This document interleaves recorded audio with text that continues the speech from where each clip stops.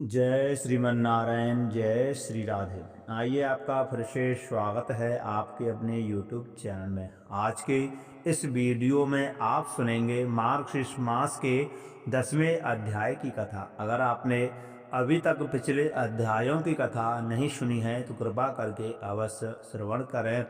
जो भी भक्त सच्ची श्रद्धा और निष्ठा के साथ मार्गशीर्ष महात्म्य की कथा को सुनता है तो उसे भगवान विष्णु के दुर्लभ वैकुंठ लोक की प्राप्ति होती है। तो आइए, अब आप सुनेंगे मार्गशीर्ष मास महात्म्य के 10वें अध्याय की कथा। तो बोलिए विष्णु भगवान की जय, लक्ष्मी नारायण भगवान की जय। ब्रह्मा जी कहने लगे कि हे प्रभु, नैवेद्य अर्पण करने के पश्चात मार्गशीर्ष मास में मनुष्य का क्या कर्तव्य है, सो आप ठीक ठीक कहिए। भगवान कहने लगे कि भोजन करने के पश्चात कपूर सुवासित जल से आचमन करावे और जल तथा चंदन हाथ शुद्ध करने के लिए देवे और मुख शुद्धि के लिए तांबूल अर्पण करे। उसके पश्चात पुष्पांजलि देकर भक्ति दर्पण दिखावे। फिर कपूर का निराजन करे तथा सामर्थ्य रहने पर मुकुट आदि भूषण अर्पण करे और छत्र चमर अर्पण करे।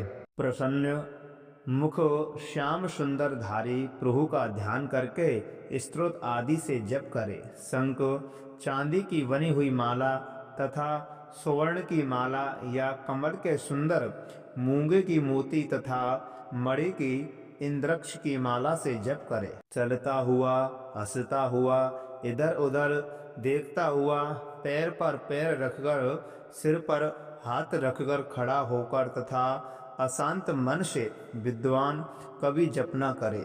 जप, व्रत, होम, पूजन आदि में मौन यानी कि चुपचाप रहे।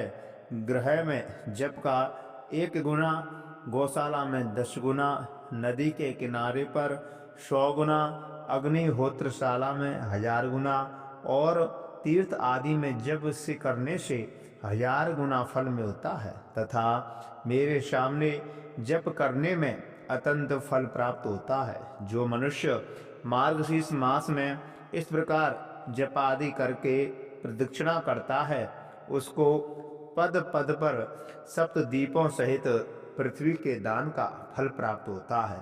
मेरे सहस्त्र नाम अथवा केवल एक नाम को पढ़ता हुआ प्रदक्षिणा करता है उसके महापाप भी नाश हो जाते हैं और सप्तदीप सहित पृथ्वी की प्रदक्षिणा का फल प्राप्त होता है। मेरी 3 बार प्रदक्षिणा करने से 7 दिनों के पापों का नाश हो जाता है और 10 दिन के दैहिक पापों का नाश उसी समय हो जाता है। जो भक्ति से 21 बार प्रदक्षिणा करता है उसके भ्रूण हत्यादि पापों का उसी समय नाश हो जाता है। जो 108 बार प्रदक्षिणा करता है वह दक्षिण सहित समस्त यज्ञों का फल प्राप्त कर लेता है।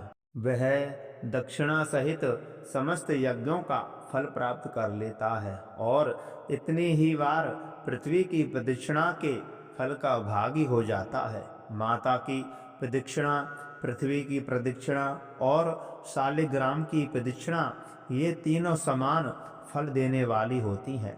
मार्गशीर्ष मास में 1 दंडवत प्रणाम और 7 प्रदक्षिणा बराबर नहीं है, किंतु प्रदक्षिणा से दंडवत प्रणाम श्रेष्ठ कहा गया है। जो प्राणी प्रदक्षिणा के साथ साथ मुझको दंडवत प्रणाम करता है, विशेषकर मार्गशीर्ष मास में, वह कल्प वर्ष तक स्वर्ग का वास करता है और कल्प के पश्चात वह चक्रवर्ती राजा होता है। चिरायु, धनवान, सुख भोगने वाला, दानवान और धर्मात्मा होता है तथा सहस्र नाम के पाठ से काया, वाणी और मन तीनों प्रकार से किए गए पापों का नाश करता है।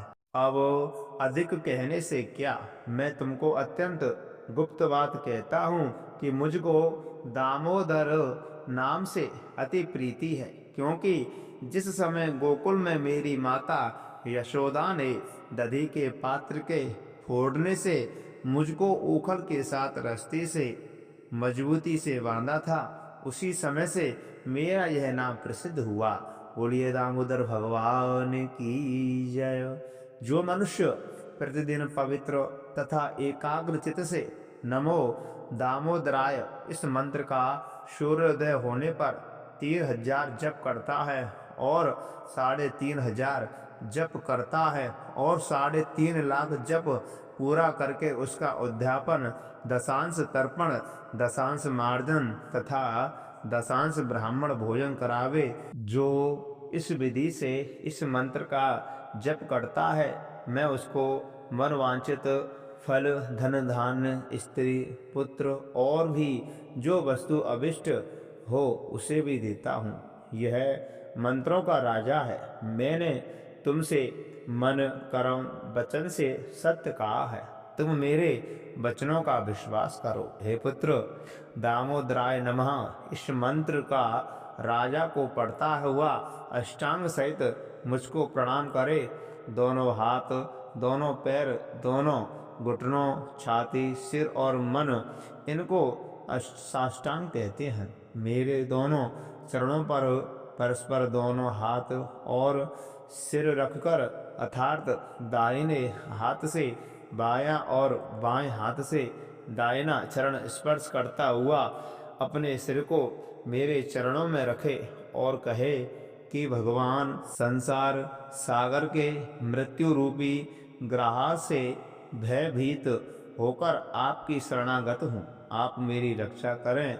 फिर मुझसे प्राप्त आशीर्वाद को ग्रहण करके मंत्रहीन यह मंत्र पढ़े, अर्थात मंत्रहीन क्रियाहीन होकर मैंने आपका यह पूजन किया है। यह पूर्ण फलदायक हो। मार्गशीर्ष मास में मृदंग बजाकर प्रणय का गान करता हुआ मेरे सामने नृत्य करने से अत्यंत फल को प्राप्त होता है। हे पुत्र, गीत, वाद्य, नृत्य और पाठ यह मुझको सर्वदा अति प्रिय है। हे पुत्र, गीत, वाद्य और नृत्य के अभाव से मेरे सहस्र नाम, स्तव्य, राज, गजेंद्र मोक्ष, मनुस्मृति और भी श्रीमद् भागवत गीता, ये 5 स्त्रोत मुझको अत्यंत प्रीति करते हैं। जो शालिग्राम के चरणों तक का पान करता है उसको हजारों बार पंचगव्य पीने की क्या आवश्यकता है। जो शालिग्राम शिला पर एक बूंद जल भी पान करता है वह मनुष्य मुक्ति का भागी होकर के माता के गर्भ में फिर जन्म प्रवेश नहीं करता है। जो शालिग्राम शिला के जल का पान करता है और अपने सिर पर इसको चढ़ाता है, उनको जन्म सोच अथवा मरण सोच का असोच नहीं लगता।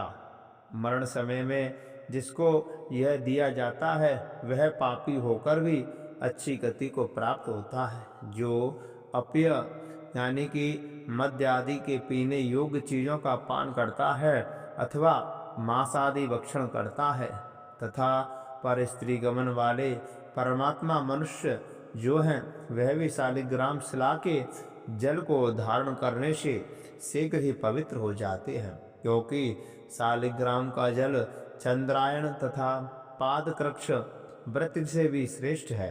मेरे शरण जल से मिला हुआ अगर कुमकुम, कपूर और चंदन पवित्र को भी पवित्र करने वाला है। हे विप्र श्रेष्ठ, मेरी दृष्टि से देखा गया जल ही मनुष्यों के पापों का नाश करने वाला है, और यदि मेरे चरणों का जल हो तो भी फिर ही कहना ही क्या है।